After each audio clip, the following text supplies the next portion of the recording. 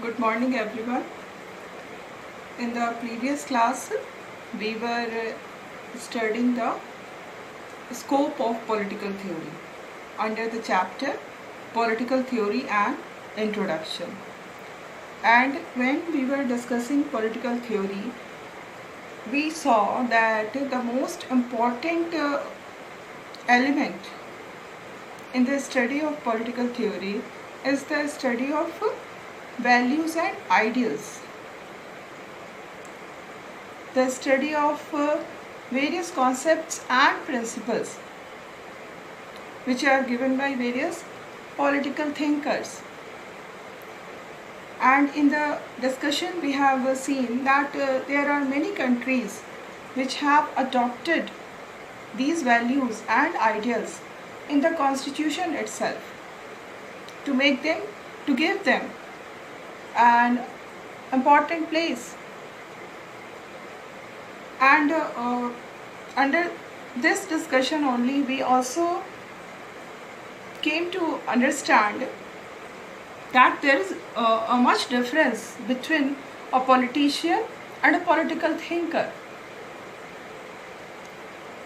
And then we have also seen that in spite of enshrining the values and the ideals in the constitution itself, what we find that in practical life there is always a lack of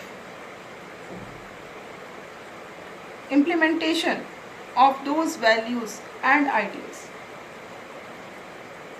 So it is not, we can't say that only by giving a place in the constitution we have achieved the goal of adopting the values and ideals, concepts and principles in the society. No, that is only a constitutional provision, and only by making a provision in constitution it does not guarantee the implementation in actual social life, as we have seen in case of our country only.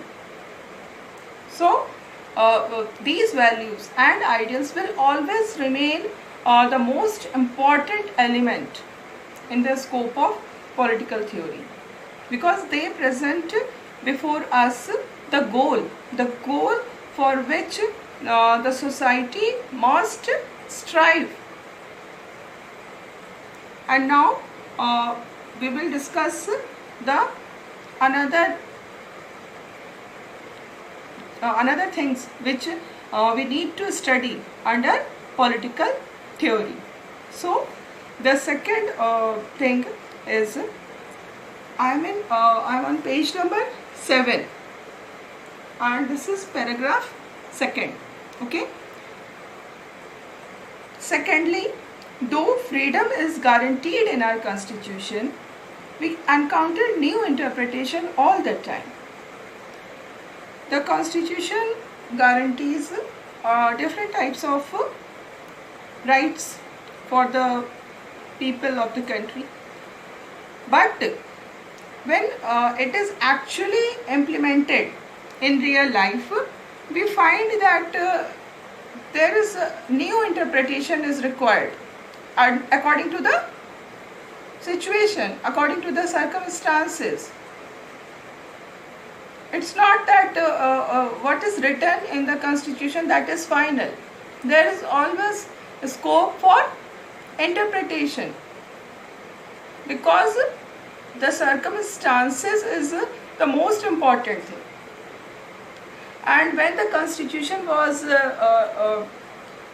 written down, at that time the constitution makers were not knowing what type of circumstances can arise in the future.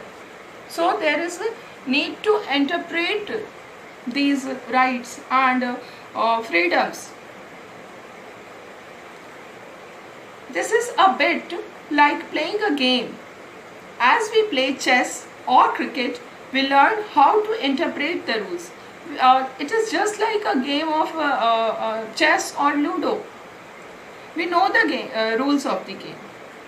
Okay, but when we play the game, then only we can understand the actual implementation of the rules. So it is not that by writing the rights everything is done. When it is actually implemented, new situations, new circumstances arise, and according to that we need to interpret the rights.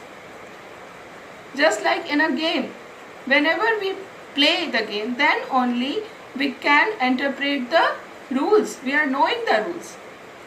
But to know the rule is not everything. जब तक हम उसको खेलेंगे नहीं, तब तक we will not be able to know the how the rules are going to be implemented. In the process, we discover new and broader meanings of the game itself. When we play the game, in the process of playing the game, we know the new interpretation of the rules. Isn't it? It happens with us also. Without playing the game, we cannot understand the rule. We cannot interpret the rules. But when we play the game, then only we can interpret the rules. Similarly, the fundamental rights guaranteed by our constitution are continually being reinterpreted in response to new circumstances. According to circumstances, the fundamental rights which are given in our constitution has been interpreted by the courts, Supreme Court. For instance, the right to life has been interpreted by the courts to include the right to livelihood. In our constitution, there was not any mention of right to livelihood. Okay? But we were given only right to life. Then there was a case in Mumbai High Court, and this case was regarding the hawkers, because the hawkers were causing obstruction in the broadening of the roads, and they were hampering the beautification of the city. So there was a petition was filed, and this is called Olga Tellis versus State of Bombay case. In this case, the judgment of the Supreme Court was that our constitution gave us right to life, and this right to life in itself is possessing the right to livelihood. If we are not having the right to livelihood, then we will not be able to live properly. So the interpretation of right to life is that we must have right to livelihood also. So now we have right to livelihood is also as a fundamental right, because it has been interpreted by the courts in that way. So this is the thing about which we are talking. जब चीज़ें होती हैं and then जब problems जो आते हैं, उसके accordingly हर situation different होता है, और उसके accordingly उस rights को interpret करने की ज़रूरत पड़ती है. Okay? For instance, the right to life has been interpreted by the courts to include the right to livelihood. The right to information has been granted through a new law. In the similar way, in our constitution, there was not any mention of right to information. But after such situations emerged in which the people of India were given right to information as legal right by the government of India. Societies frequently encounter new challenges which generate new interpretation. So when everything is going on, life is going on, new challenges are there, and according to new challenges there is need to reinterpretation of the rights. Okay, the fundamental rights guaranteed by our constitution have been amended and expanded over time through judicial interpretation and government policies which are designed to address new problems. So, whatever fundamental right has been given by the constitution, those fundamental rights are not final. They are always interpreted by the courts. The government is also there to expand the scope of right, or it can also curtail the right, as we have seen in the case of right to property. In the original constitution we were given right to property, but after when the constitution was implemented, such a situation arose in which it was not possible to maintain this right to property as fundamental right, and the consequence was that right to property is no more a fundamental right now. By 44th Amendment it has been deleted from the list of fundamental rights. So this is the thing, that whatever is given in the constitution, that is not final. According to circumstances, all these things need to be reinterpreted, and this interpretation and reinterpretation is done by the courts, as well as the government can also do it by making laws and policies. Now we will discuss the third element in the scope of political theory. Thirdly, as our world changes, we may discover new dimensions of freedom as well as new threats to freedom, because everything is changing in the world. Nothing is static, nothing remains in the similar way. Everything is changing, everything is dynamic, and in this dynamic world we find that the meaning of everything is changing. Not only the explanation, the dimension of freedom is changing, but the threats to freedom is also changing. We can understand it by an example. Global communications technology is making it easier for activists to network with one another across the world for protecting tribal culture or forest. But it also enables terrorists and criminals to network. So what we find in a modern time, we have the facility of very advanced means of communication, and that is internet. And because of this internet, what we find that people are it is very easy for people to get connected to each other. And this is the reason that nowadays we find that even the tribal people,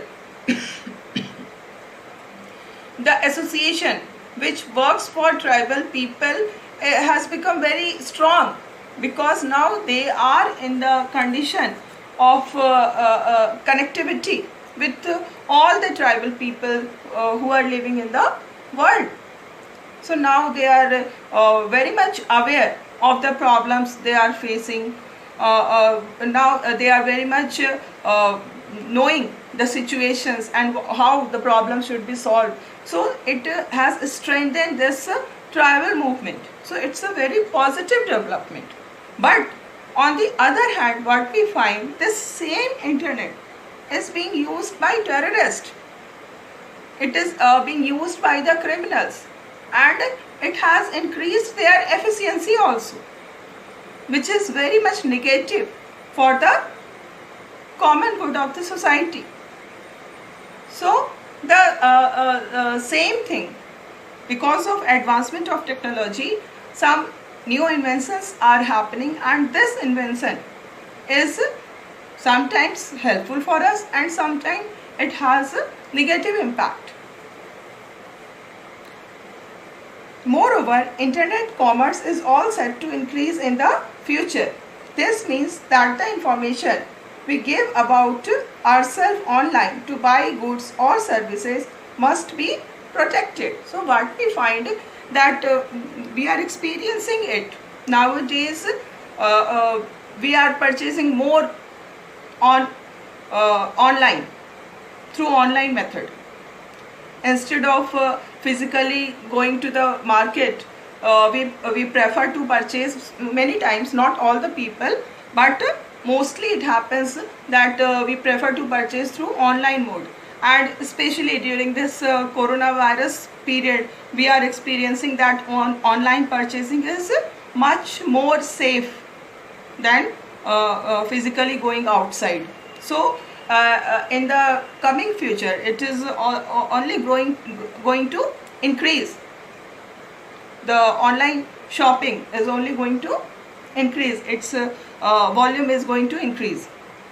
So when we do online shopping, whatever we are purchasing, from where we are purchasing, from whichever company we are purchasing, we have to share so many informations about ourselves. Like we are using the credit card or the debit card, then everything we are writing, the card number, the CVV, everything is written there, isn't it? So now it is a very great achievement that we can purchase so many things by sitting only in our house. So this is a new dimension of freedom, isn't it? It has made our life very easy and comfortable. But on the other hand, threat is also there. What is the threat? The threat is that whatever details we are sharing with the company, that can be hacked, that can be known to some undesirable person, and that can be misused. And it happens. We always hear all these things in the news. We read these in the newspaper. Not only this, many times we ourselves are the victim of this kind of activity. So what is this? Because of changing time, new freedom we have achieved. New dimension of freedom has been achieved by us, but at the same time it is also threatening our freedom.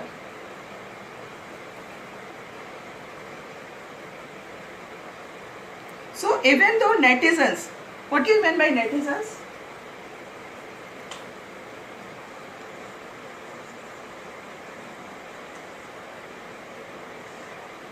Netizens is citizens who use net.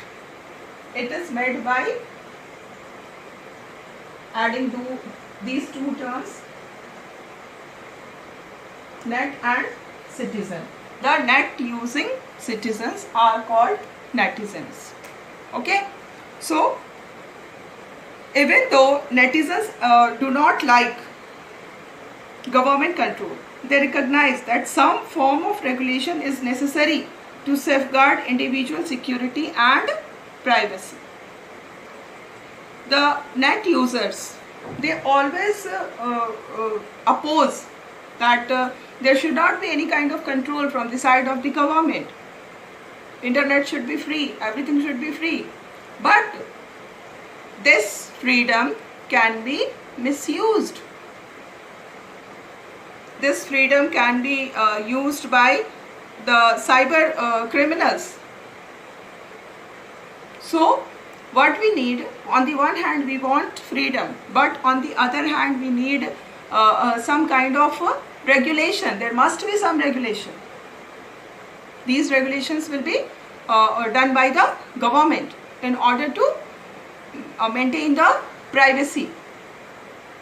हमारी privacy बनी रहे, इसके लिए हमें कुछ regulations को हम follow करने के लिए तैयार हो जाते हैं. We want that government must make some rules in order to secure the privacy of the net users, privacy of the netizens.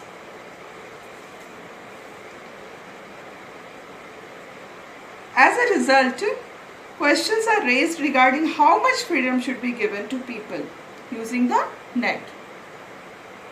What should be the degree of freedom? What should be the degree of regulation? These are the questions which create controversy. Nobody wants to be regulated. Everybody wants freedom.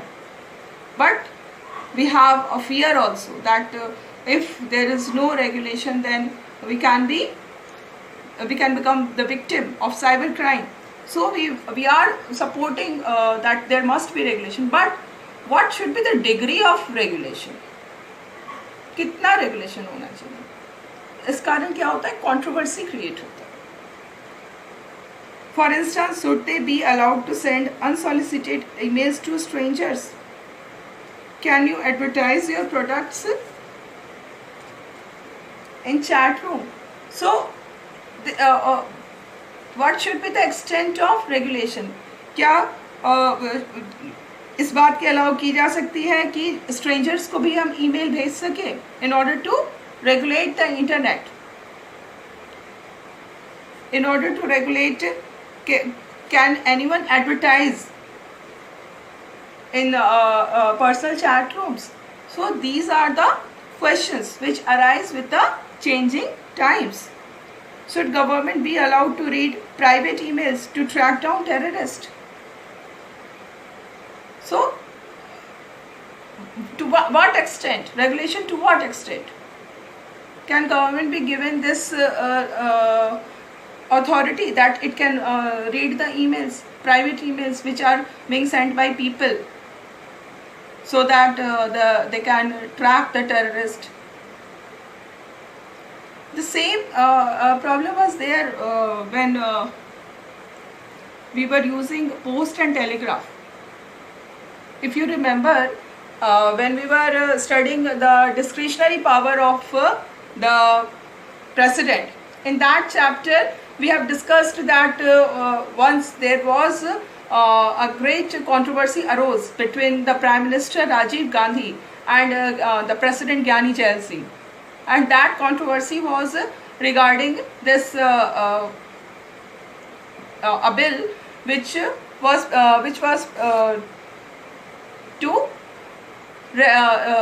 was in order to secure the national security. It was said that the personal letters can be read by the government because there was threat to security. But this bill could not be passed by the because the president has vetoed it. Pocket veto was used by the president. So these type of question always arise. If we want regulation, if we want that there must be some kind of regulation in order to ensure the security of the people, in order to ensure the security of the nation, what should be the degree of regulation? How much regulation is justified? And who should regulate? Government or some private regulators? Who will regulate? Who will have the authority to regulate? And what should be the extent of regulation? All these are the questions which create controversy. Political theory has a lot to teach us about possible answers to these questions and is therefore very relevant. So we see the third point is discussing about the changed circumstances, and because of this changed circumstances there is new freedoms are we are getting new dimensions of freedom, and on the other hand there is new threats to freedom also. So all this are the very important part of the scope of political theory. When we study political theory, we will be able to answer these questions, that what should be the extent of regulation? Who should regulate? The government or private regulators? So these are the questions which can be answered only by reading the political theory, various values and ideas. When we will go through all these ideas and values, concepts and principles, then we will be able to understand these questions, and we will be able to answer these questions also. So this is your scope of political theory, and in this we have discussed 3 points. The first point is the political theory deals with ideas and values which have been propounded by so many political thinkers, from Plato and Aristotle to the modern day thinkers like Rousseau, Hobbes, then in our country Mahatma Gandhi, Ambedkar. And then we have also discussed under this point only that by only mentioning in the constitution, it does not ensure the execution. And then we have seen that there is always need to interpret the rights and freedoms which are given in the constitution because of the changed circumstance. Whatever circumstance is going to arise, our constitution makers were not aware of the situation. So whatever they have written in the constitution, that is not final. There is always scope for interpretation of these rights because of the circumstances. And then we have seen that with the changed times, the new dimensions of freedom are added, and new threats are also added. And because of this, there is created controversy. And these controversial questions can be answered only by a student of political theory. So all these are under the scope of political theory. Okay. Now we have a new subtopic, and this is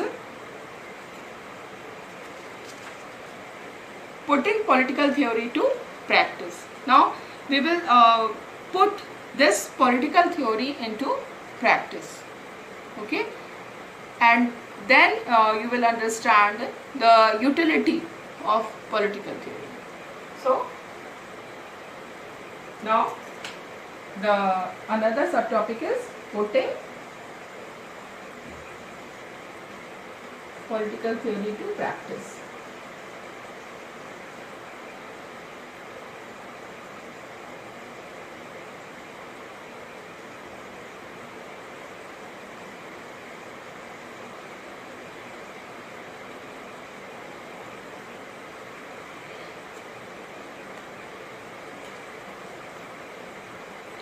So, in this textbook, we confine ourselves to one aspect of political theory, that which deals with the origin, meaning and significance of political ideas that we are familiar with, such as freedom, equality, citizenship, justice, development, nationalism, secularism, and so on. So, according to your standard, under political theory, we will study only these ideas. Okay, there are other ideas also, but you are according to your standard, you are confined to only these ideas. The ideal of freedom, equality, citizenship, justice, development, all these are separate chapters. You can see all these are separate chapters in your book. This is your book, and you can see all these freedom, equality, social justice, rights, citizenship, nationalism, secularism, peace, development, all these values and ideals are given in the separate chapter, and in those chapters we will discuss their origin, meaning and significance. Okay. When we begin our debate or argument on any topic, we usually ask, what does it mean? The first question is, what does it mean? And how does it matter? What is its importance? How it is important for us? Political theorists have asked, what is freedom or equality? When we start our discussion regarding equality or freedom, the first question is, what is equality? What is freedom? And provided diverse definition. And after asking this question, so many definitions are provided by the political theorist. Unlike in mathematics, where there can be one definition of a triangle or square, we encounter many definitions of equality or freedom or justice. So it's not mathematics. It's not that there is only one definition of equality, or there is only one definition of freedom or justice or secularism or anything like that. Any ideals or values which we are going to study, we will experience that the same idea has been defined by different political thinkers in different manner. So it's not why this kind of diversity of definition we find in political theory, because the subject matter is human being and we cannot predict anything about the human nature. It is highly unpredictable, and this is the reason we find so many definitions of single idea. Not like mathematics and science that there can be only one definition of one thing. There is lack of objectivity in humanities. It's very subjective. According to our preference, according to my preference, I will give definition of equality. So it depends on me. It's very subjective matter. So that's all for tomorrow. We will meet in the next class.